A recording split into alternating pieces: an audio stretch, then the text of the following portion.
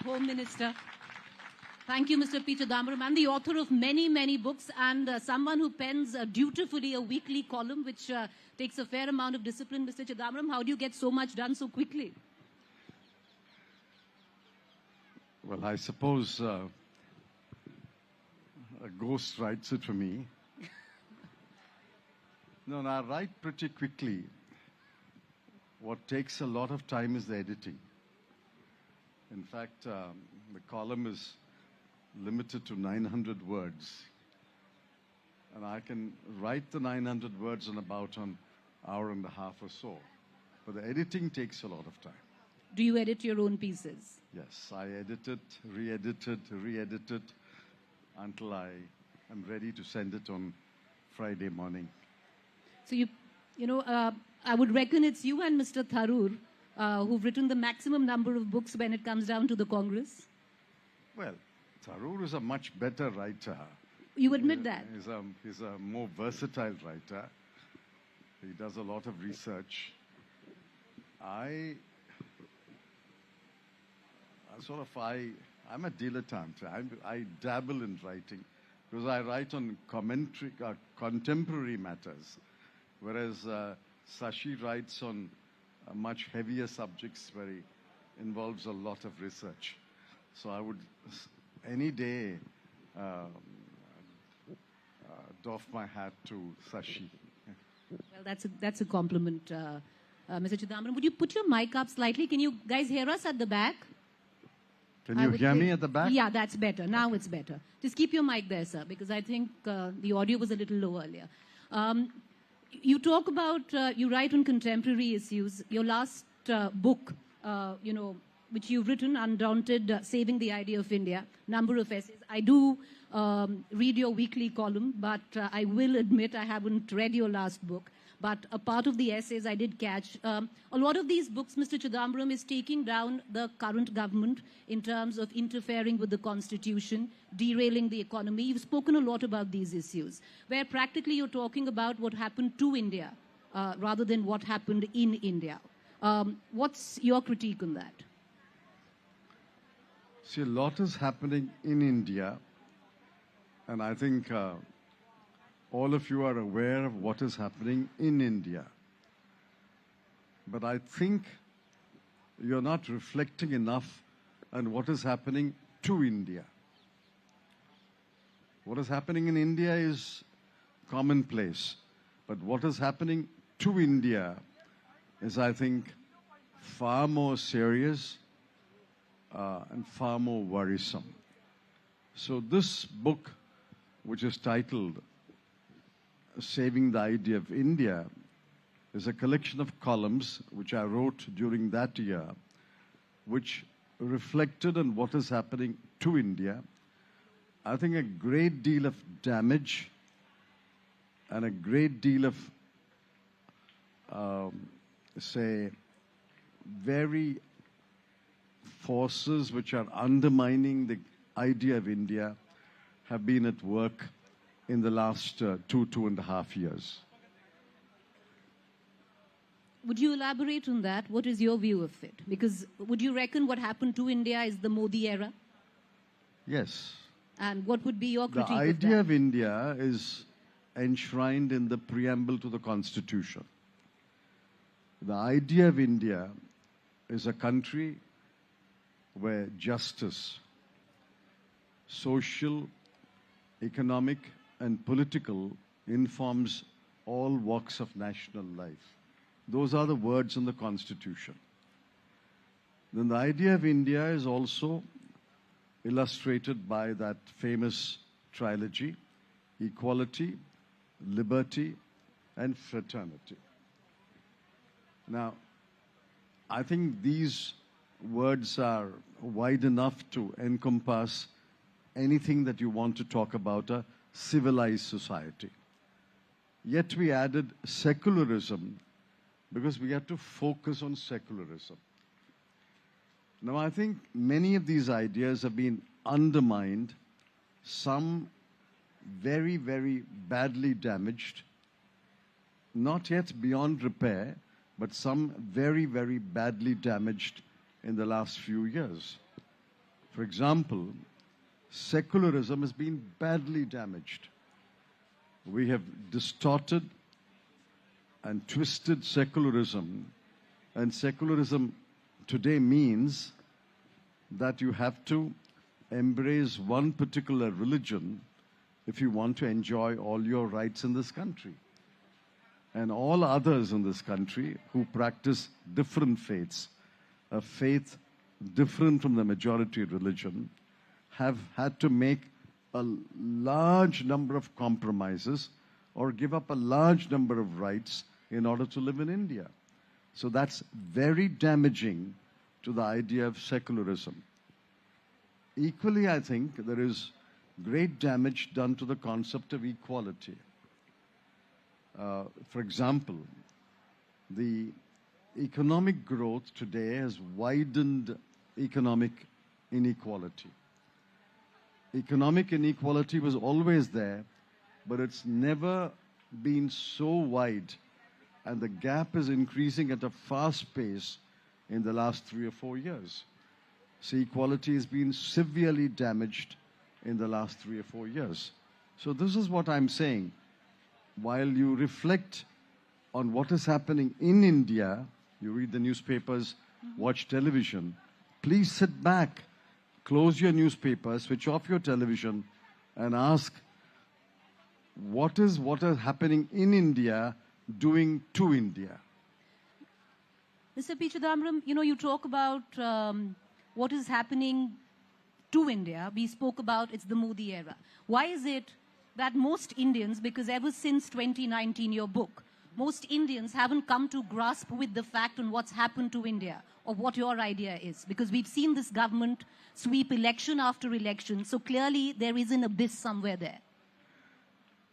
No, I think people are concerned. People have begun to reflect on what is happening to India. But there is pervasive fear in this country.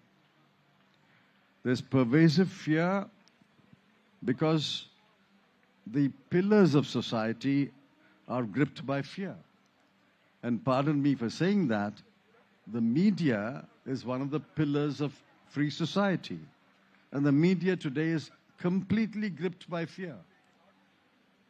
It's a different matter that practically all media houses have been taken over or will be taken over by one or two captains of industry.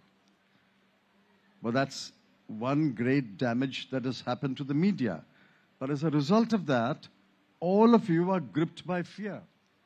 I have had editors tell me, anchors tell me, that they have no choice in the matter. If they don't toe the line, they will lose their jobs. And in India today, which family can afford to lose a job? Can you lose a job? Can anyone here who's employed afford to lose a job? Mr. P. Chidambaram, you bring this up.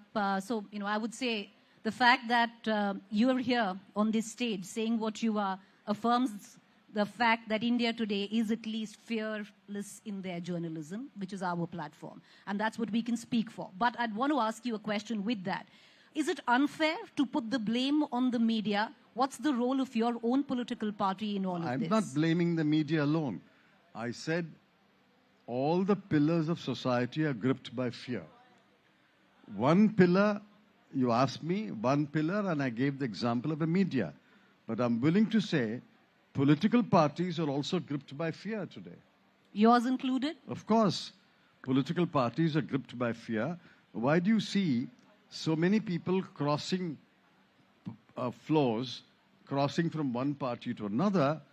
Because they are gripped by fear that if they don't fall in line, they and their families will be harassed. Maybe they have done something wrong, maybe they have cut a few corners, maybe they have got businesses which have cut a few corners. I'm not holding a brief for them. But the fact is, fear, drive, greed is one thing, but leave out the greed as a factor. But apart from greed, many, many people are gripped by fear, and that includes politicians. Mr. Chidambaram, I'll hark back to the UPA rule, because when you talk about what's happened to India post 2018, 2019, but what happened to India during the rule of your own government should also be talked about. You talk about the entire secularism issue, that being challenged. And I'm sure, and I do agree, in a lot of states it is being challenged, it is being questioned. There is fear in a particular community. But do you think it's also a function of what your own government did? Because there is such a big pushback, and you have to admit to it when it comes to what many would suggest was appeasement by your own government. No? I strongly disagree. We may have done a few things that are wrong if you ask the question, what is the impact of it in India? But we have not done anything, and I'm willing to be corrected. We have not done anything which damaged India as such. We have done no damage to India. We have done mistakes. We are not infallible. We have done mistakes which have harmed the economy in India, harmed education in India, or harmed sport in India. Those are failures of governance. But we have not done anything. I'm absolutely sure Dr. Manmohan Singh did nothing to cause damage to India. So you've got a very strong critique of this government, valid in many ways, questionable or questioned in others. What would be your critique of your own government? You said there were a few things you got wrong. What were they? See, my critique of my government, it's 8 years now, so I can take some liberty, I suppose, to criticize a government that was in office 8 years ago.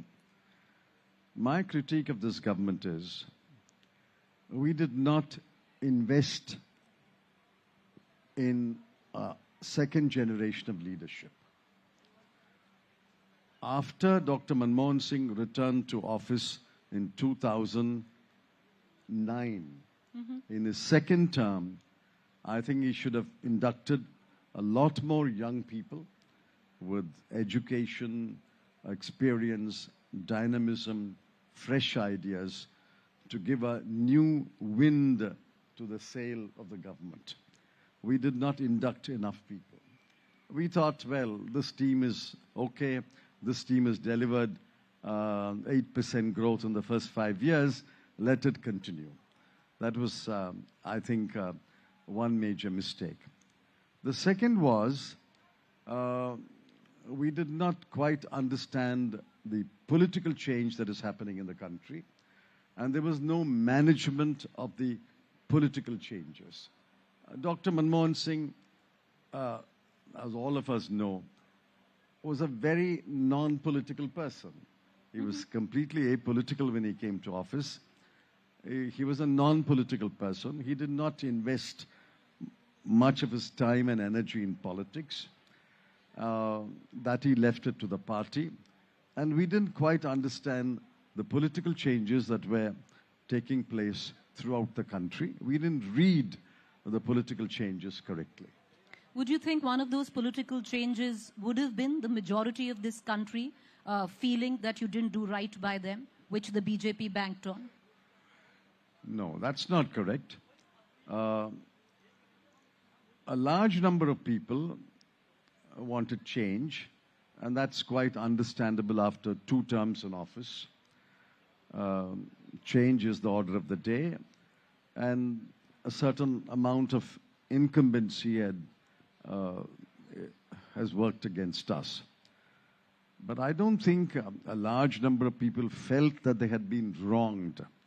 When you talk about majority, you're talking about the majority Hindu population. I'm a Hindu. So are 80% of India. I don't think the Hindu population had any reason to believe, or in fact, they did not believe, according to me, that the Hindu population had been wronged. They may have felt that not included. I beg your pardon? Not included in your politics. That's not correct. That's not correct. In fact, if you ask me, 9.67% of Gujarat's population is Muslim. 182 seats in the Gujarat Legislative Assembly. Did you know, and I'm sure most of them don't know, the BJP has not fielded a single Muslim candidate since 1995 True, in right. any of the elections. In any of the elections. Since 1995 in Gujarat, the last 27 years, there have been 5 elections. The BJP has not fielded a single Muslim candidate.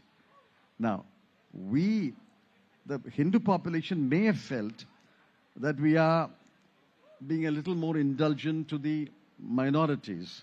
But I'll tell you, Mahatma Gandhi said, and every other leader in the world has said, it is the duty of the majority to protect the minority. For example, Indians and Hindus are a minority in the UK, they are a minority in the US. If a Hindu Indian is hurt in US or UK, it is the duty of the Christian majority of that country to protect the Hindus. Equally, it is the duty of the Bangladesh government and the Pakistan government to protect the minority Hindus. By that same token, India's majority has a duty to protect the Muslims, the Christians, the Jains, the Parsis, the Buddhists, and the Jews. Theoretically, there's absolutely nothing wrong, Mr. Chidambaram, with what you say, but I'll ask you a counter question to that. Then what explains this muscular Hindutva politics, majoritarianism that we see not just in our politics, but in our people, the polity per se? It's sad. I don't have an answer. I'm not a sociologist. I don't have an answer. But I don't think the average Hindu believes in muscular Hinduism. The average Hindu, I believe, feels pride in his religion, wants to practice his religion, and does not want, I believe, does not want to hurt the Muslim or the Christian who is practicing his or her religion. That is the average Hindu. There is a small segment, maybe a growing segment, a small segment, which believes in muscular Hinduism. But I sincerely hope that this is only a passing phase, and they will realize that muscular Hinduism only brings more social disorder in the country, more conflict in the country, and more violence in the country. I think muscular Hinduism, which is visible today, and I concede that, it's visible today, I sincerely hope will recede after a few years. I'd also talk about, when you talk about the muscular Hindu will recede No, up. your words. No. Muscular Hinduism is your words. I repeated it. These are my words because that's the sense that you pick up from ground. I'm a political reporter, sir.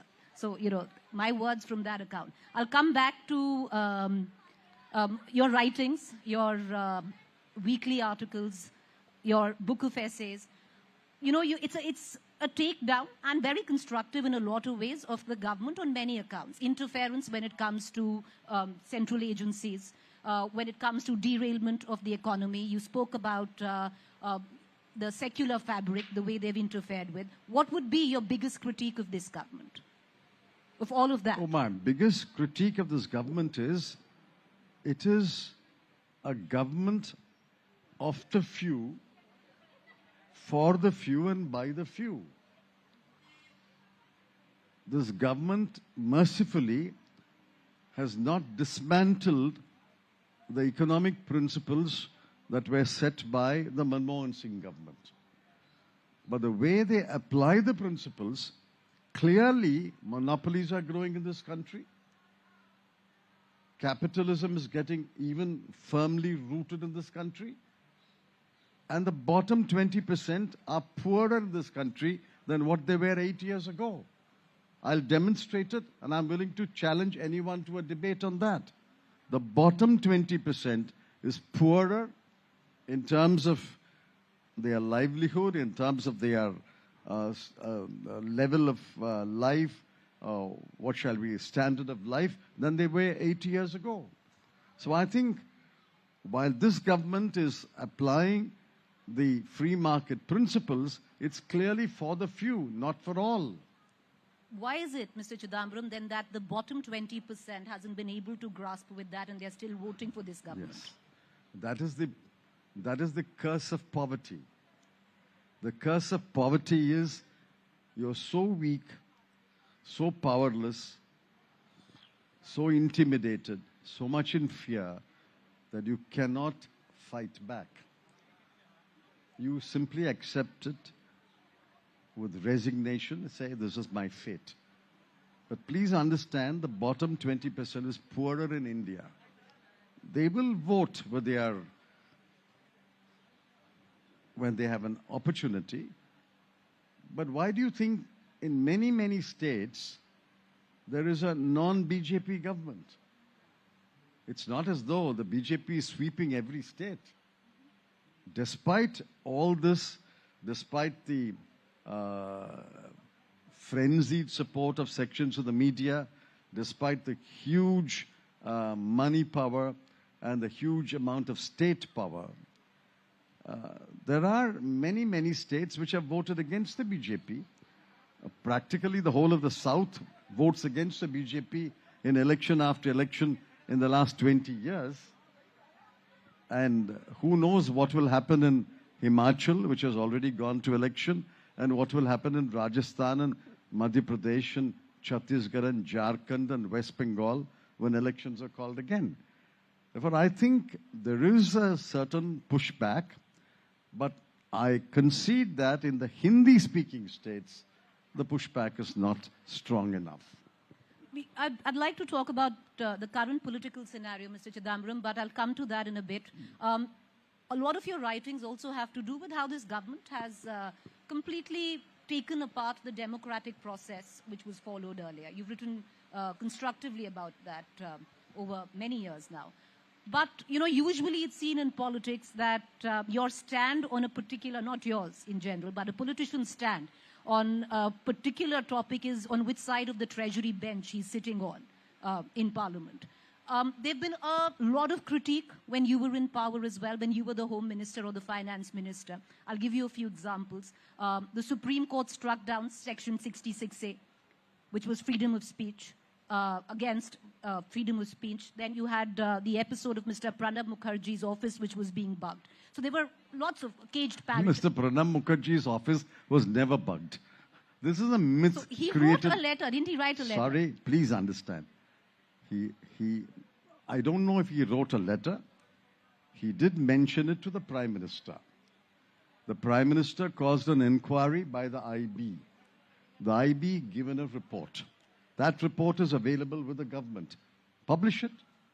Mm-hmm. Because what Publish the report. What He was never bugged. And in his book, series of books, never once did Mr. Pranab Mukherjee mention that his office was bugged.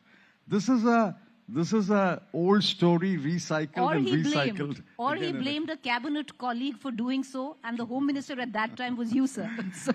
Listen, if I was so smart as a Home Minister to bug the Finance Minister, I would have been smarter to be not discovered in bugging the Finance Minister. It's a complete myth. Okay. The media, sections of the media have cycled and recycled the story that even you believe that story. I'm glad you're in good humor. Usually, I've been castigated by you for asking this question earlier, but I'm glad you're taking it.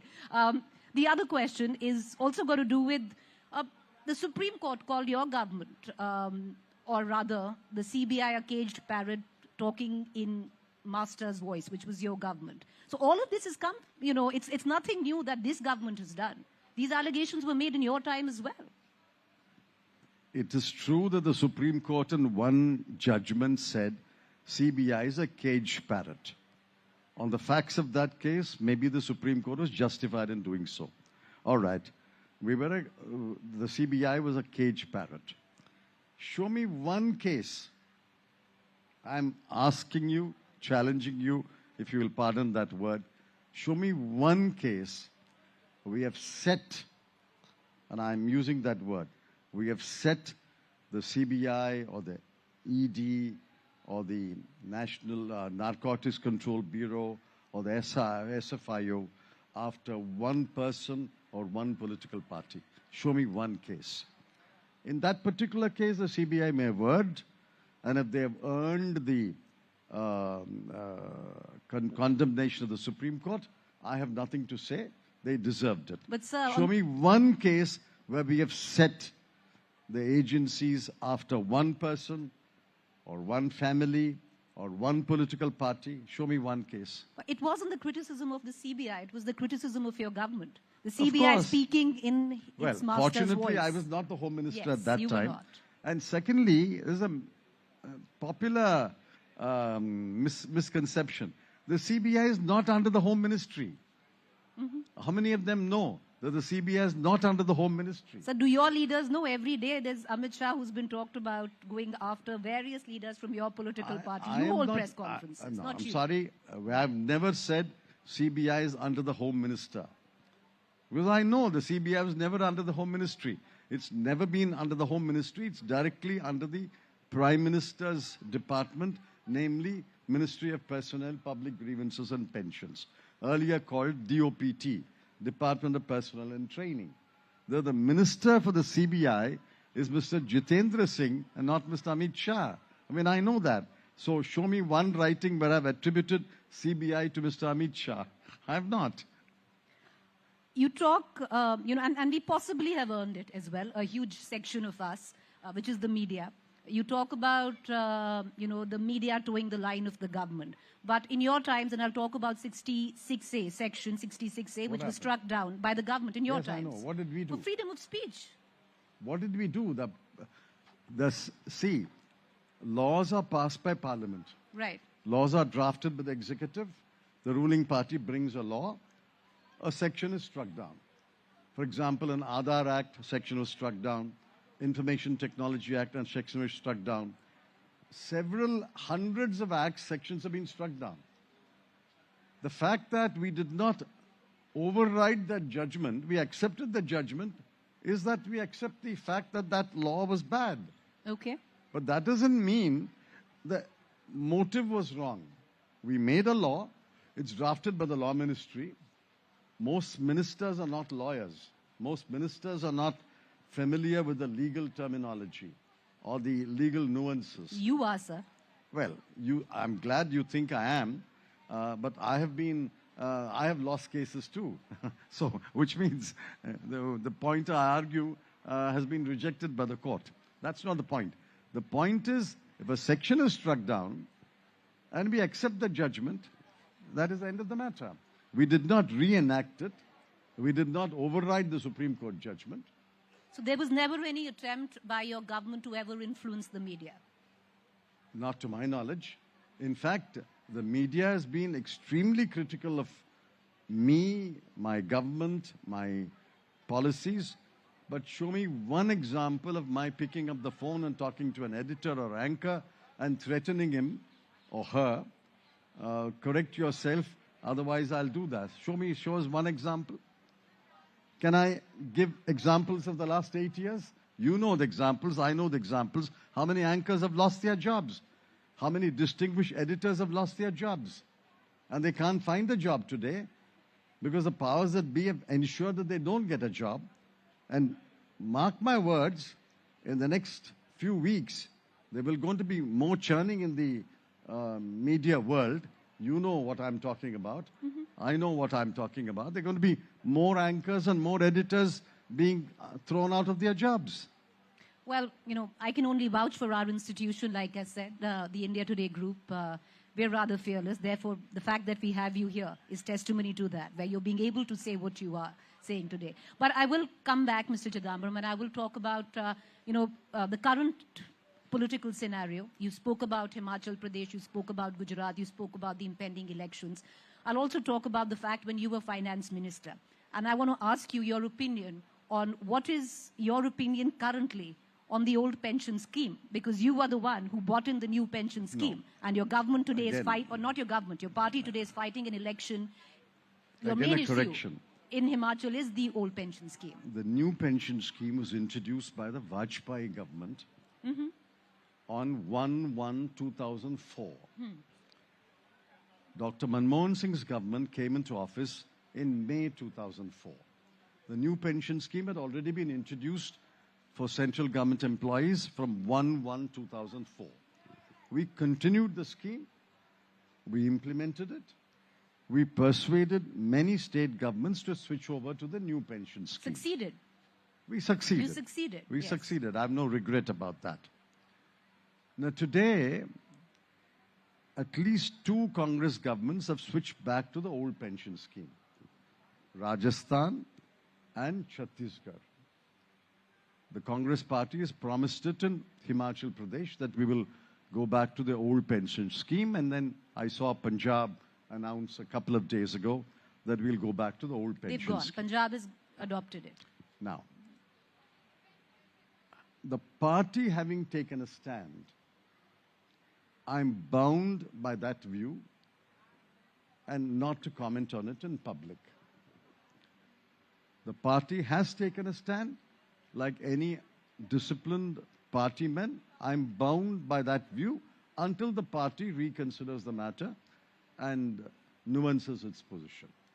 So you will understand my difficulty in making a public comment, but I disown nothing that happened between May 2004 and, say, 2014.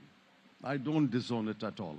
No, I respect that you don't want to take a public stand on that, but, for somebody who's been the finance minister, I'm sure you deem it more as a tool of populism than fiscally prudent. You see, forget the old pension scheme and the new pension scheme. Let me tell you one thing. There's much discussion about freebies.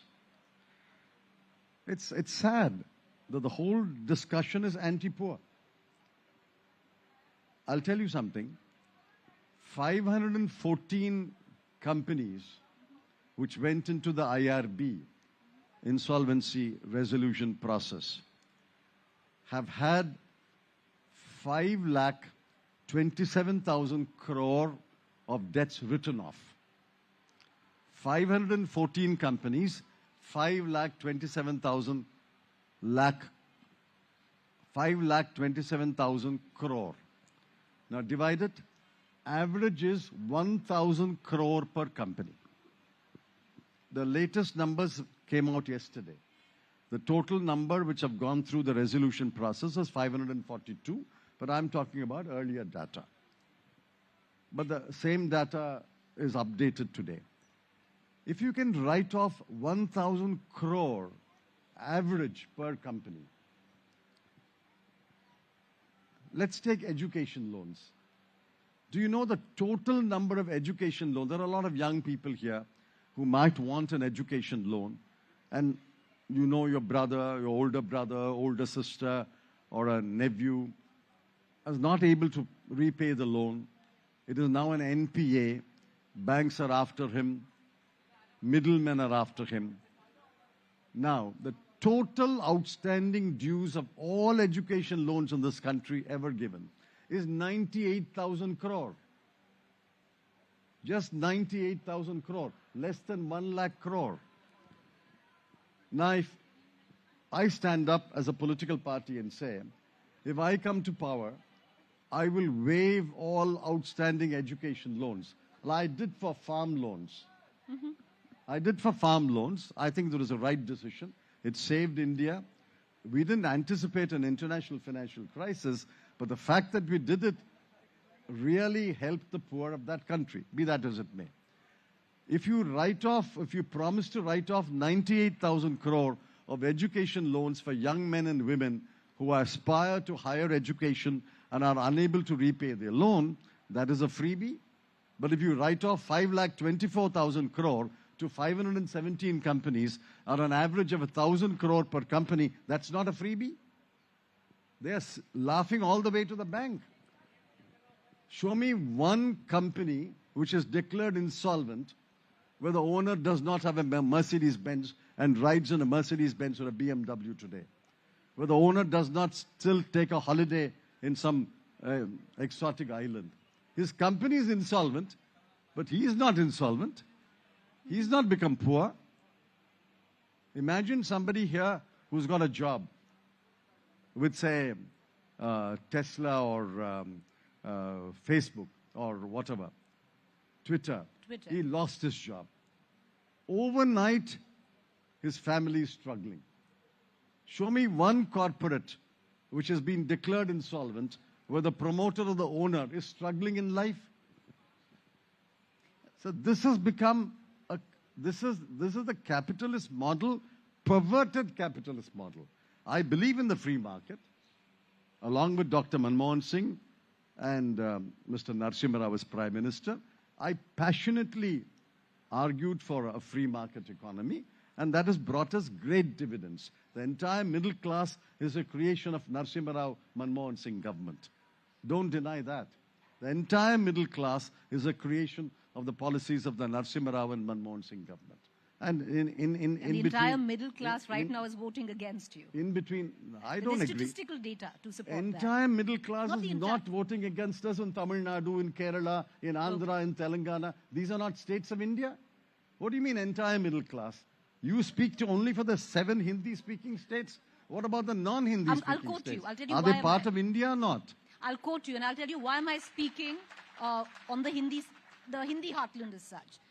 Just about a month ago, Mr. Chidambaram, you were speaking to the press, and you wanted the president of the Congress, and before Mr. Kharge's name had come up, and when the name of Mr. Gehlot was making the rounds, and you had said that you would prefer somebody who speaks Hindi, who's from the Hindi heartland, because the battle is fought in the Hindi heartland. I agree. The political battle. That. So therefore is what I said. No. When you said entire middle class, you should have qualified it by saying entire middle class in the Hindi-speaking states. If you had said that, I would not have Sir, I quoted you. You said we created the entire middle class. That is true. Okay. We created the entire middle class in Hindi-speaking, non-Hindi-speaking, and every state of India. Imagine where the middle class was prior to 1991. The entire middle class, the vast majority of the middle class is a creation of the reforms. So I passionately advocate reforms. But this is using the market system, using the capitalist system in order to benefit a few at the cost of a huge number of people, especially the bottom 20%. I come from a village. My constituency is a rural constituency. I see villages every visit to my constituency, and I know where the bottom 20% is. I'm not saying the middle class has not become better, the upper middle class has not become better, there are more goods, more services. Surely, I'm not saying that. But the bottom 20% is in a very, very bad state of affairs. Mr. Chidambaram, what is your view on the EWS quota that was announced by the Supreme Court? Does it concur with your party view? I've written about it. See, there were 2 views, but 4 judgments. We won't get into the technicality. Unanimously, the judges held that creating a new reservation for economically weaker sections does not violate the basic structure. Now, my personal view is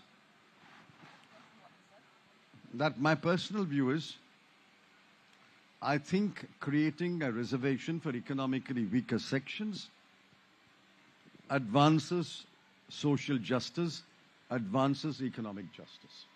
Because we are now creating a new reservation for the poor.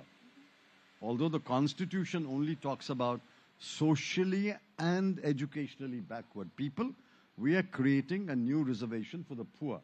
I accept it. The other issue on which the court was divided was, having created a new reservation for the poor, can in that reservation you say the poor of the scheduled caste, the poor of the scheduled tribe, the poor of the OBC are excluded? Poor is poor. He may be a poor upper caste, he may be a poor scheduled caste, he may be a poor scheduled tribe, he may be a poor OBC. But once you categorize him as poor, whatever the income limit, that's a separate argument. Whatever the income limit, you draw a line. Everybody below that is poor. For this poor, we are reserving 10% jobs, 10% seats, fine. But in that poor, why are you truncating and carving out, you know the percentage? 82%. 82% of poor are excluded. So this reservation for poor is only for 18% of the poor. I can understand if you included 82% of the poor and kept out 10%, it's pardonable. It's a sin, but pardonable.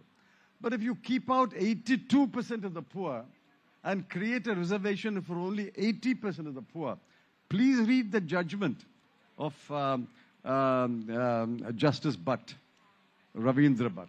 It's a powerful dissent. And remember what Chief Justice Hughes in the United States Supreme Court said? A dissent is an appeal to the future, that the court will correct its error. I sincerely hope, having created a reservation for the poor, which I endorse, the government and the court will not support exclusion of 82% of the poor. You know, Mr. Chidambaram, I'd like to go on a little bit more about the EWS, but we have the last 15 minutes now in this conversation. And if you'd allow me, I'd like to bring up some hot button the current political topics that are making the rounds. One of them is, I would like to know your opinion, especially from the state you come from, in connection to Rajiv Gandhi's killers, been made to go free. Where do you stand on that? See, it is not where I stand. It's where my party stands. See, please understand, I've not retired from politics yet. When I do retire from politics, you have invited me, maybe as an individual, but I'm a party member. My party has a very nuanced view of it. My party's former 2 Congress presidents and their family has forgiven the killers. In fact, Mrs. Gandhi and Priyanka pleaded for mercy for Nalini. And Mr. Rahul Gandhi has repeatedly said, I have no hate or ill will towards them. I have forgiven them. The Gandhis have forgiven the killers. But mercy, sir, would mean, commuting the death sentence, not to let free. No, I'm coming to that. Right. Commuting of the death sentence was a judgment of the Supreme Court. I don't think any executive or any state government had a role to it. Commuting the death sentence to life imprisonment happens routinely, and for whatever reason, the Supreme Court has commuted the death sentence. What riles sections of my party is, precisely the point you said, having commuted their life sentence, why do you let them free? And on this, there is very strong feeling in Tamil Nadu because the murder took place on Tamil Nadu soil. Mm-hmm. Remember, 15 others died along with Rajiv Gandhi. Yes. It is including his personal security officer, Congress leaders. They all died along with him. Their families. Many of them are Tamil. Therefore, there is a very strong feeling in Tamil Nadu that having commuted the death sentence to life sentence, leave it there. Why do you let them free? Why does the executive step in and let them free? There's a strong feeling there. As a result of that, you have seen different views expressed in newspapers. Now I find that the central government, the BJP government, has filed a petition in the Supreme Court to review that decision. Therefore, I will be content today to answer your question. I know it's a not very satisfactory answer. To state my party's view. My party, a section of the party, is very riled, very upset, especially in Tamil Nadu. But the Gandhi family has forgiven the killers, and that is where we stand. We now await what the Supreme Court will say on the review petition. Like you said, sir, that you're here in part personal capacity, but you still represent a party. Your party is going into elections in Gujarat in the next 10 days or 12 days from now. Himachal's already voted. I want to ask you, in context of that, you have a new president right now, which is Mr. Kharge. Whatever the results are, be it the bouquets or the brickbats, who takes it? Is it Mr. Kharge? It's not fair to blame Mr. Kharge. He took over office only 4 weeks ago. You already decided you're going to lose. No, I didn't What say you could that. win. I didn't say so that. So there's no you blame. Said, it could be bouquets or said, brickbats. You said who takes the blame? I said or the bouquets, Mr. Kharge. Or the bouquets. See, the party in Himachal and the party in Gujarat must take the responsibility. And those from the AICs who's in charge. For example, I was appointed observer for Goa. I took the responsibility. When I went into Goa, there was no block committee. There were 40 blocks, 40 constituencies, 40 candidates. There was practically no block committee at all. So I reported, I said, listen, there's no block committee here. What are we going to elections for? So we had to create block committees. I succeeded in creating only 30 block committees. The time was limited. I had only 4 months. We created 30 block committees. We won 12 plus 12 seats. I expected to win 14. We lost 1 seat by 116 votes. We lost another seat by 600 votes. So I expected to win 14. We won only 12. And I take responsibility. So TMC and Aam Aadmi Party quit the pitch, but sir, Of the course end they result, the end result is Of that course they did. No, the end result did not end whoever there. won are right No, now no, sitting on the side of the BJP The there. end result, if it had stopped with BJP winning 20 seats, Congress plus winning 12 seats, and others winning, I would not be unhappy. The end result does not stop there. The end result is the worst damage to India. Again and again, in election after election, the BJP party and the BJP government of the center use their muscle power, money power, and agency power to break opposition parties and make them switch over to the ruling party.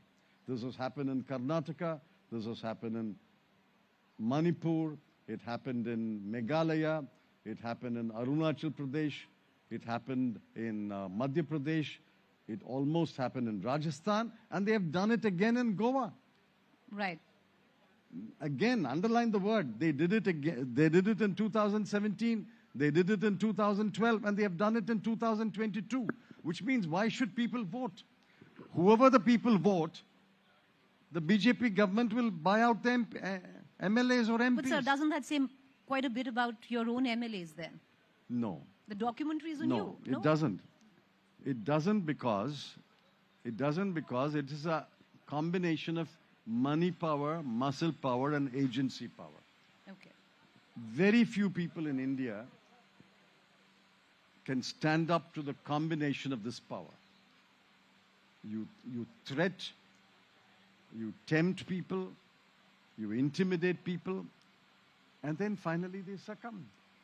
So, sir, When will young India rise in revolt against defection? I think the only section of the anti-defection law which should be made, and I said this to Mr. A.K. Sen in 1985, this law is very defective.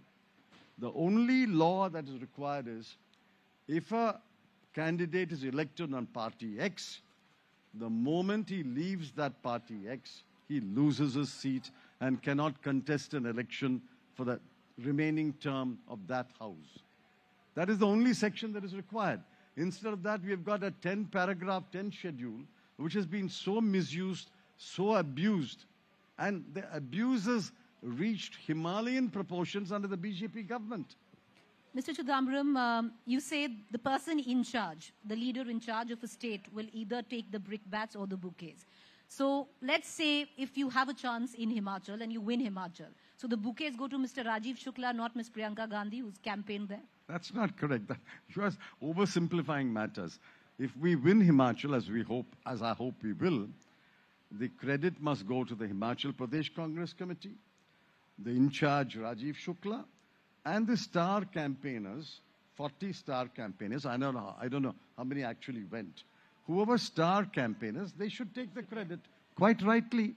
What is wrong about it? I'll ask you about Gujarat now. Constantly what the Congress says is that they're running a silent campaign. For somebody who's overseen so many states going into election, you saw Goa. You know, I have not overseen any state except Goa. Okay, so you saw Goa. I want to ask you, and then, you know, a huge part of blame comes to us that you're not covering our campaign. Well, that's true. No, I want to ask you, what is a silent campaign? No. See, a silent campaign is, for example, Prime Minister Modi, and I'm not attributing any wrongdoing, he had two campaigns. One, an officially blessed election campaign, where the entire bill was borne by the state. He went on an inaugural spree.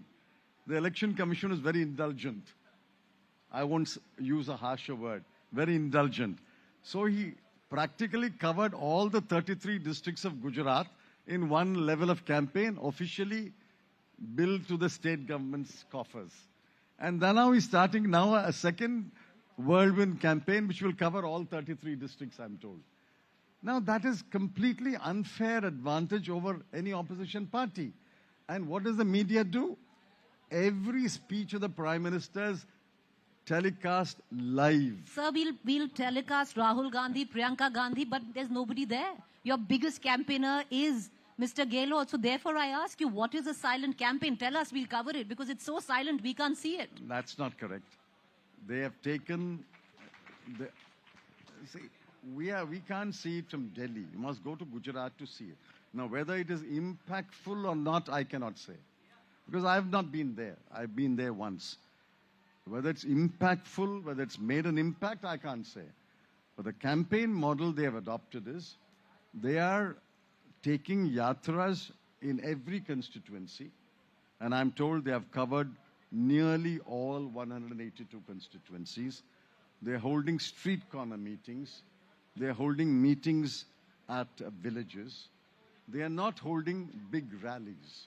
They're not holding these glitzy rallies. You know how much does a glitzy rally cost? Do you have any idea what a Prime Minister's rally costs? Just cost it. Costed by the buses, the trucks, the food, the light, the billboards, the LED television, the stage. Just cost it. So how much is the Bharat Jodo Yatra costing you? Bharat Jodo Yatra is costing us only for that caravans and the food. It's not costing us anything for the party. Because the local party, for example, my son, who's an MP, and he was allotted 3 kilometers of that yatra in Kanyakumari, he took over the responsibility for arrangements, flags, etc. on the 3 kilometers. It must have cost him a few thousand. I'm not denying that. But he put up flags for 3 kilometers. Next 3 kilometers, another MP or MLA. So it's not costing, it's not a glitzy campaign. It's walking. It's walking. I'm sure they're investing in many pairs of shoes, but they're wearing out the shoes. But it's not costing us anything more than the caravan cost and the food cost for those who are sleeping and living in the caravan. Yes, it's costing us. But one Prime Minister Modi's one rally will cost you several crores. Simply cost each item. Take any cost accountant and cost every item. I'll talk about last 3 or 4 questions. The Bharat Jodo Yatra. The basic premise of the Bharat Jodo Yatra was to bring India together, talk about issues of unemployment right now, or various other issues as well. Your yatra entered Maharashtra. There, one would have thought, hoped, those who follow your party, is that Rahul Gandhi would have spoken about the high farm distress, because the maximum number of suicides in the country come in from Maharashtra. Talk about unemployment. Maharashtra figures on the top 6 list. But what they got was, and tell me, would you think was correct, was embarrassment for your own ally. Because for you, he might be Savarkar, but for the Shiv Sena or the Uddhav Sena, he's Veer Savarkar. But for Rahul Gandhi to bring up Savarkar in Maharashtra, don't you think it embarrassed your ally? I'm not disputing that you have a point of view.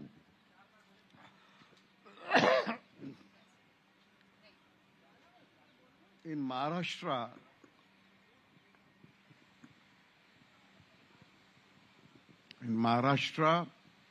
as elsewhere, Mr. Rahul Gandhi has spoken about unemployment, about hate, about farmers' distress. He has spoken about it. He also made a comment about Savarkar. Now, whether it's appropriate or not, I cannot answer for him. He made a comment about Savarkar. And the Shiv Sena has commented adversely on the comment. But you have played up the comment. You are entitled to. Sir, your ally played up the comment. Sanjay Rao came and said it would dent your alliance. I'm not denying that. The media has played up the comment. Fine, that's your freedom. But how many times have you played up what he's spoken about unemployment? There are a lot of young people here. Let me ask them, which is the biggest concern you have? Many of you are in good schools, will go into good colleges, good universities. What is the biggest concern you have?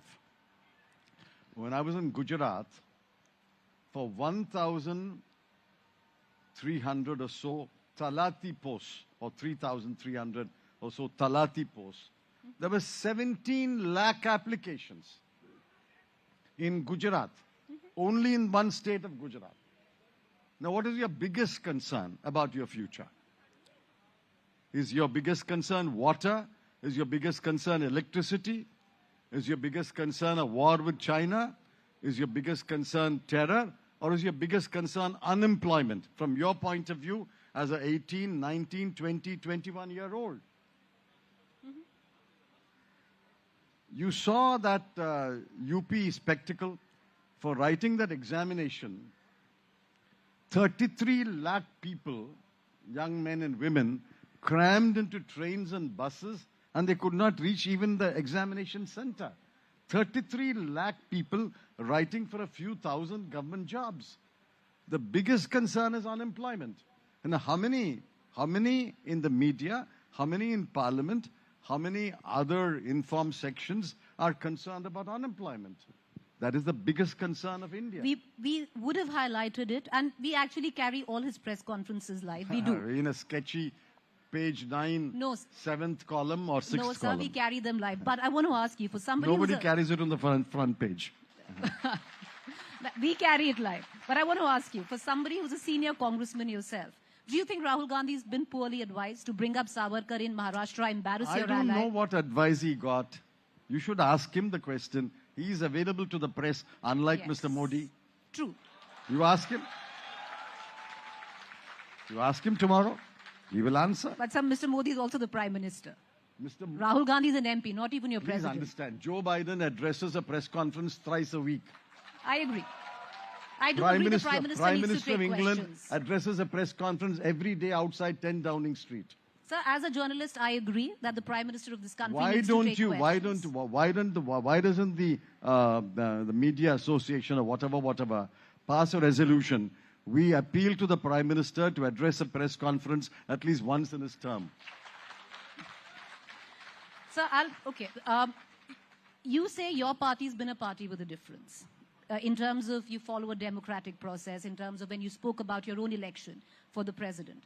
I want to ask you, what was it the audacity of Mr. Tharoor that he fought an election against Mr. Kharge? And why I ask you that question, sir, is because Mr. Kharge is elected, and then a list comes out where you have the steering committee which replaces your working CWC. And in a 48 name, you're there, Ambika Soniji is there, lots of others. Mr. Tharoor doesn't even find mention. Is it vindictiveness? See, the steering committee is no different from the same list which was the CWC. So 6 members were not on that list. Now, wait a minute. You're making a mistake. You're wrong. The CWC members have become steering committee members. The name has been changed.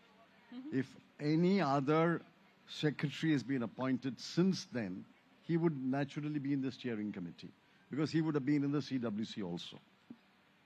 I think the real test of Mr. Kharge's team will come when he reconstitutes its working committee. The steering committee is a gap filler. It really means nothing because you have to have some committee. It's called a steering committee. So don't set too much store by the steering committee. It is there, that's all. But I think, and I've complimented Mr. Tharoor publicly, when he met me, I told him, listen, you have no chance of winning.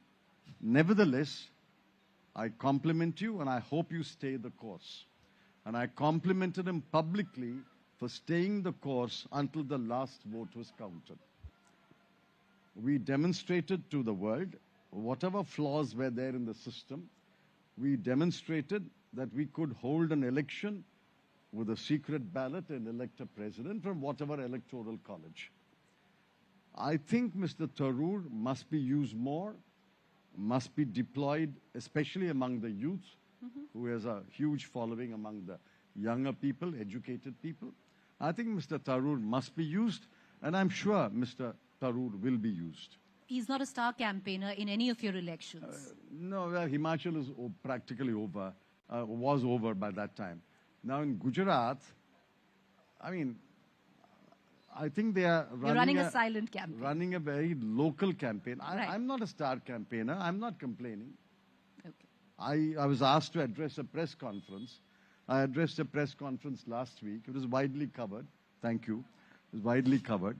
But that's an oxymoron with what you say, because you say we don't cover you. Now you say it's widely covered. No, I said thank you for that. All right. Thank you. It's widely covered in Gujarati press also. Because I did make the point after Morbi Bridge tragedy, no apologies, no resignation. I can understand no resignation. After Lal Bahadur Shastri resigned, hardly anybody has resigned in this country. But no apologies. Nobody in Gujarat government has apologized. In about the same time in Indonesia, there was 153 people who, Indonesia or North Korea? North Korea. In a stampede. South Korea, I think. South Korea. 153 people died in a stampede in South Korea. The president of South Korea has appeared and publicly apologized. In Gujarat, 135 people died, including 53 children. No one, and I underline, no one has apologized. And I did say, no apologies, no resignations. Right. This is the Gujarat model, which is widely carried. Mr. P. Chidambaram, thank you so much for taking all questions. That I have to say. He's taken all questions. I know there are a lot of questions that the public needs to ask, but that's all the time we have for. Sir, I want to ask you one quick question. When's your next book? When's mine? Next book. I'm sorry. I apologize. I'm not. What's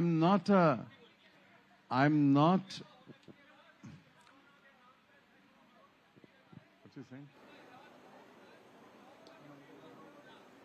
Sir, thank you so much. हमारे पास वक्त नहीं है अभी सवाल लेने का.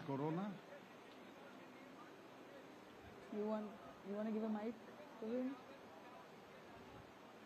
एक बार mic दे दीजिए, एक सवाल ले लेते हैं, फिर हम रैप अप कर लेंगे. I'm not able to understand. हाँ sir, I'll take that. We're very short of time though. Barely हाँ. 2 minutes, please. We have our guest already waiting to take अगला on. सेशन ये एक्चुअली बहुत ज्यादा हो गया सर. बात कितनी इतनी सी है कि कोरोना का देसी इलाज सरकार ने क्यों नहीं बताया? सरकार ने ये क्यों नहीं कहा कि उसको कोई महामारी नहीं होती, कोई जहर असर नहीं करता, जो कच्चे पेठे की सब्जी खाता है, जिसकी वजह से साउथ इंडिया में ये नहीं हुआ. चलिए सर, बहुत शुक्रिया. बहुत शुक्रिया. शुक्रिया सर. जाने बच जाती ना. Basically, there is how the government didn't give out figures during Corona. That is true. I wrote a column.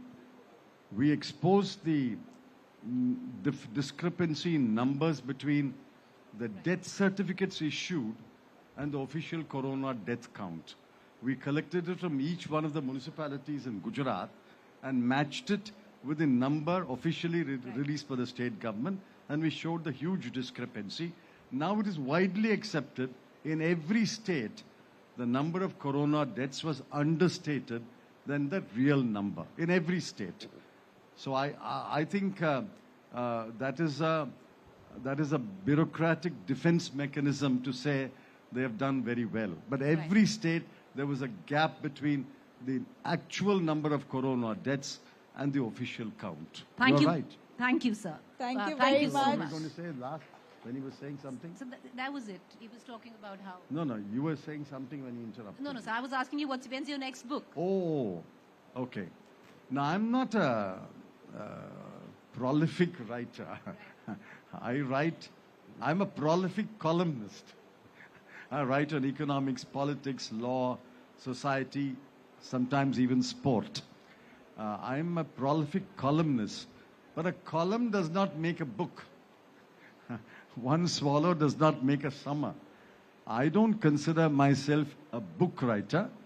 If my columns have been published as a book and you still think it's a book, thank you very much for the compliment. The collection of Mr. P. Chidambaram's essays, which Thank you will be very collated much. in a book next. Thank you so much. Thank Ladies you and so gentlemen, much. a warm applause, please. Thank you so much, Mr. Chidambaram, for gracing the event. The ever eloquent Chidambaram, leaving a lot for all of us to think. Really appreciate you joining us here today on Sahitya English. A big round of applause, please.